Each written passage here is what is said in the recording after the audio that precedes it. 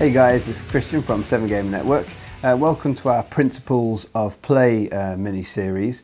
And this will be a series of articles just regarding actual play of Destiny. Once we've sat down at the game, you may already be aware of my Deck Building 101 series. And of course, these are ongoing series. They're not done and finished. I will do updates from time to time and add new things and new principles for us to think about as the game builds and progresses. Now, what I wanted to talk about today is the first one of our principles of play. It's called IDing the threat, identifying the threat. And in a sense, where this comes from is that what we understand from Destiny is that every deck that we play should have a strategy. It should have a way that it's trying to win the game. And so what we need to be doing when we first sit down at the table and we look at what's across the table from us is trying to, as quickly as we can, identify the threat. In a sense, working out the answer to the question of, how am I going to lose this match? Now, let me use an example as a way of helping you to understand this. So recently in a GNK that I was playing in a local store, I had taken the Unkar's Misfits deck. So that was Unkar, Royal Guard and the TIE Pilot. And the aim of the deck is all about staying alive and milling. It's trying to win by mill. So it's playing loose ends and cards like that. So as I was playing against another player, he maybe after the first couple of rounds, he sort of mentioned something about, oh, you haven't done any damage to me yet. And we were probably quite deep into it. We were talking like 5, maybe 6 rounds in. And one of his friends walked past after having finished their match. And they said, how's it going? Oh yeah, it's going okay.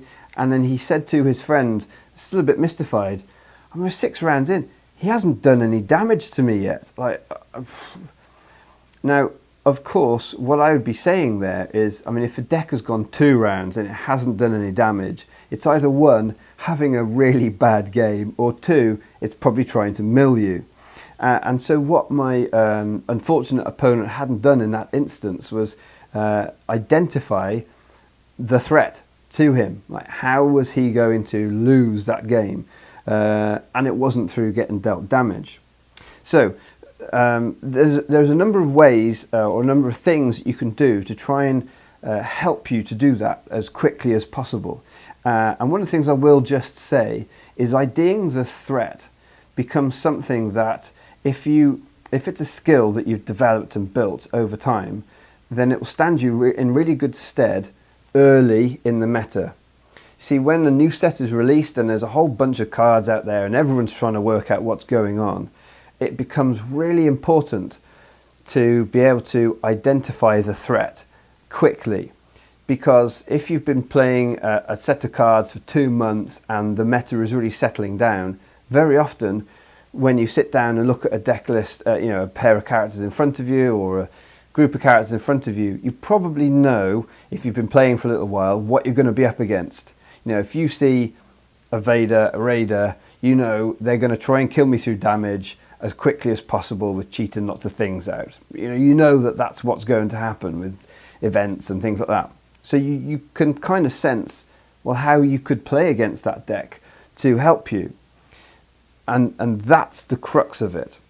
Now, of course, early in the meta, we don't really know exactly what's going on, and so it can be much more difficult. But there are some things that we can go through. But first and foremost, I would say, know the meta. Because if you know what the competitive decks are out there, what the tier 3, tier 2 and tier 1 decks are, then you're going to be in a much better position to be able to identify, oh, those 2 characters, they're probably going to be playing these cards because those are really good, and that means that this is the strategy that he's going to be employing. Right, I need to make sure that I need to shield up my characters, for instance. As a good example, in the 4th or 5th round of that game that I previously mentioned, my opponent was still playing out Hunker Down onto one of his characters, tapping it, taking shields, and this was the 5th round, and I dealt him no damage. So what he was doing there, of course, was he was using up cards, and I'm trying to mill him. Brilliant. So he's playing cards out. He's using up actions to activate his hunker down, to get shields that he's never going to need against me. And so you can see how it becomes really important that if you haven't identified the threat, then you can really shoot yourself in the foot with unnecessary plays. So what can you do then to help you to identify the threat more quickly? Well, first and foremost, we have a few bits of information when we start a game. So the first thing is the characters. So have a look at the characters. Now, one thing with something like Unkar's Misfits, where you got Unkar, Royal Guard, TIE Fighter, is that there are some characters out there that can do damage. So therefore that could be slightly misleading. But if you are playing with Unkar Jabba, well, there's no damage on those dice anyway to start with. So again, if you sit down and you're playing against that, you can probably guess, hang on, this isn't likely a deck that's going to try and kill me, because he's starting with 4 dice characters that don't do any damage. Okay, so now that might seem fairly obvious, but that's something that a lot of, especially newer players, will overlook, because we tend to think in terms of our own strategy, what we're trying to do, and then think, well, the other player's probably trying to do that back to us. And of course, that's sometimes not the case. And as we get more cards, and as the card pool increases and all the potential options out there increases, that's going to be more and more so the case. So you can look at the characters' dice, and you can look at their abilities as well, of course. That's going to give us a good idea straight off as to whether we're going to be playing against, well, is this likely to be a mill deck, or is this going to be a control deck? Is it going to be an aggro deck? How are they going to try and win this game? The next thing that I can suggest we look at is the battlefield. If they have a battlefield like Otoh Gunga, which is the one where you're just trying to keep a character alive, then there's a good chance that they might be playing a mill type version. Now, of course, that's not always the case. For instance, I know many decks that many Emperor Palpatine decks have used Otoh Gunga. They know they're going to be claiming first, and they know that they've got to keep Palpatine alive, and so therefore Otoh Gunga makes sense. It helps to keep their character alive. But generally, keeping characters alive is so that you can mill them in this instance. Across the majority of deck builds at the moment. Now, of course, these are things that can change, but this is where knowing the meta will really help, and knowing the kind of decks. When you see a battlefield, you know, oh, well, normally Otoh Gunga is used by mill decks. So if he's playing those characters and he's playing that battlefield, the chances are I'm up against a mill. You've identified the threat early on. Now, it's potentially going to change. It could be different, but it's unlikely based on your initial things. And so that means you can start then making your early plays straight up taking that into account, and that can make a big difference. So for instance, you're not going to be playing out your hunker down early on and tapping it and using up cards if you're going to be up against a mill deck that's going to do no damage to you.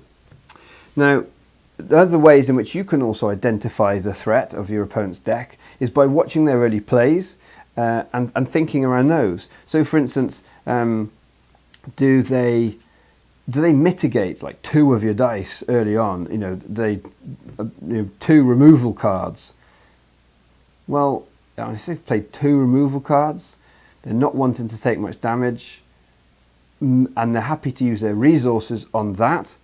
Well, maybe they're playing more of a control type deck where they're trying to mitigate lots of damage. Maybe they're looking for a mill type situation, and so therefore they're wanting the game to go long. Again, that helps you.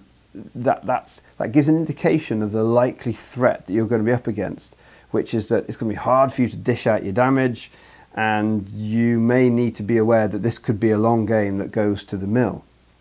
However, do they do no mitigation? They've got 2 resources sat there, and you roll out a strong result and they don't mitigate. And you're thinking, hang on, I'm about to do 5 damage to you here and you haven't done any mitigation? The chances are there that they're playing something that they want to be able to keep their resources for their own upgrades.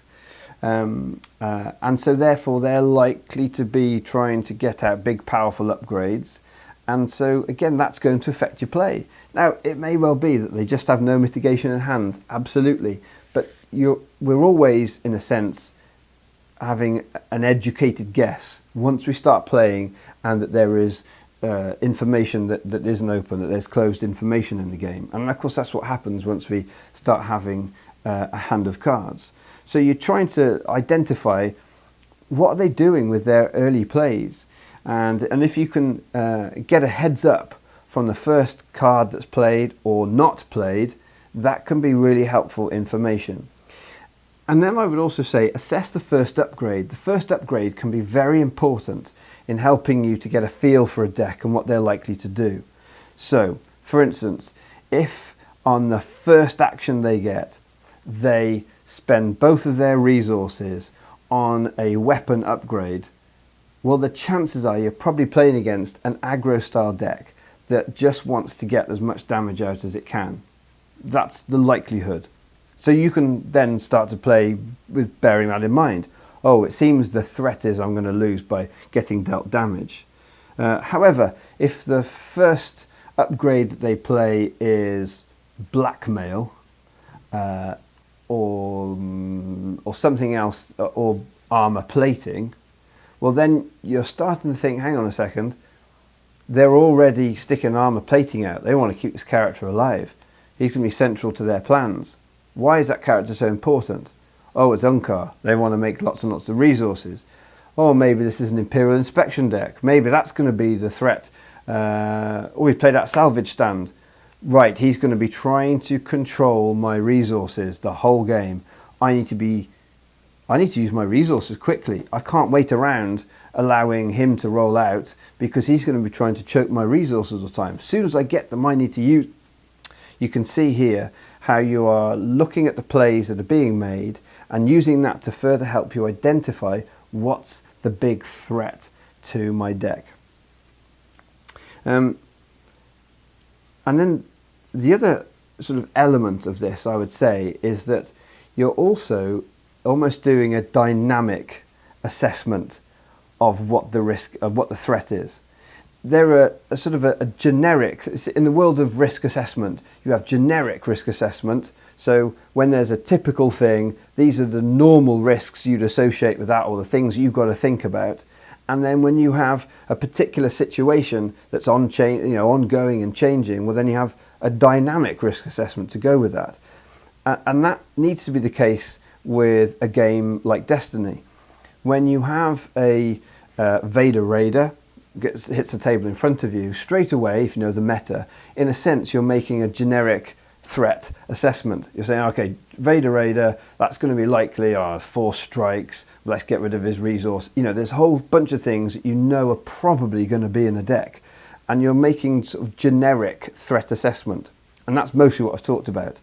But actually we do need to be making a dynamic threat assessment, because there are some decks that are built with multiple possible threats, and we need to be aware of those. Like, what's the threat now?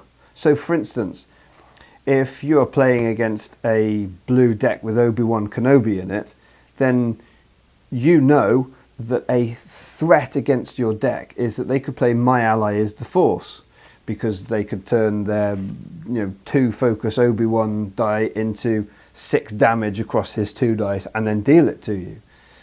However, if he hasn't got 2 resources, then he can't play it. And so there's also this very dynamic threat assessment going on all the time. And of course that's a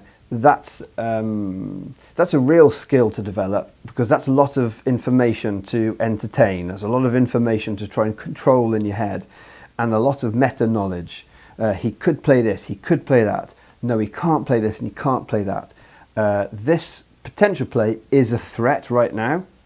This potential play is not really a threat right now. I don't need to worry about that. Yeah, that dice on a table, but he's not really going to be able to do anything with it. For instance, another good example is Poe. If he doesn't have his Poe dice rolled out, he can't resolve them. Once his Poe dice are rolled out, he can resolve them. And so that's one of those things where you think, well, he hasn't rolled a special yet, but he has a number of ways in which he could get his special, i.e. rolling activating Maz and then doing his special on one of those dice. So therefore the threat is that Poe dice, even though it's a blank, my dynamic threat assessment is I need to get rid of that blank dice because I know what's coming.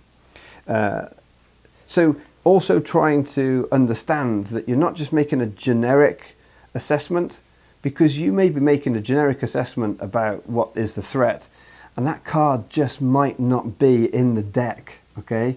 And that's hard, because you know generally what, if you know the meta, you know generally what cards are being played in what decks, and so you've got a good idea.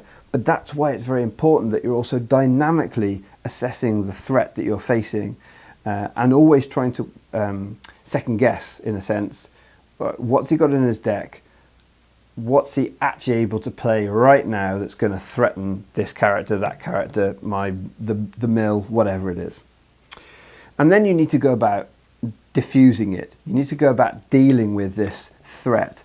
And there's a few quick ways that I will talk about that. So the first one is your mulligan.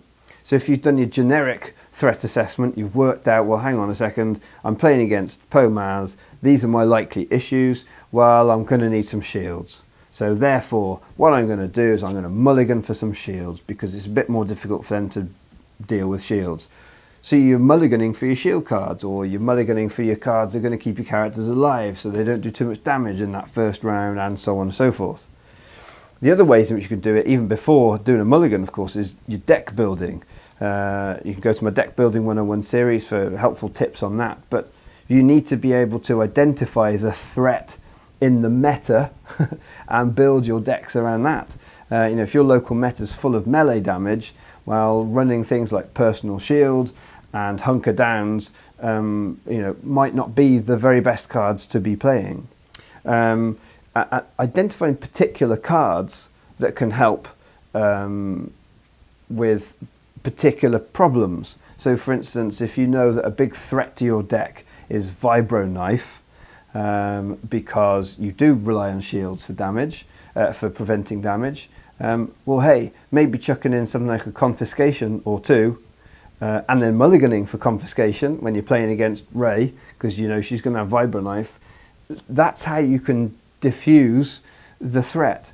I have identified the generic threat. Now you keep that Confiscation in hand.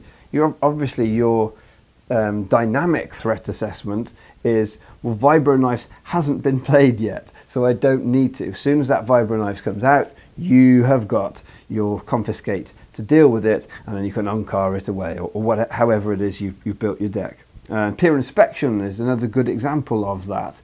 If you can identify a deck build that's going to do lots of 2 or less drop upgrades, a Rey would be a good example, or maybe something like an FN deck. Imperial Inspection becomes really strong against those kind of decks. So hey, you're going to deck build if that's in your meta, you're going to mulligan for it, and then it's a 0 cost, you're just going to play it out for when you need it. And then the other way, in a sense of you diffusing the threat, is potentially ignoring it. And I would suggest this: if you think you're faster, if the threat against you is that they're going to kill you with damage, well, if they do their first roll and they don't roll very well, let's say in the first round, well, then your dynamic threat assessment can be, do you know what, I've dealt them 4 damage, I'm ahead in the damage race. On this next round, I just need to go all out for damage and kill off Maz or Rey or whoever is the issue. And I'm actually just going to ignore the threat of the damage that's incoming, and I just got to go fast. And that's the way I'm going to deal with the threat.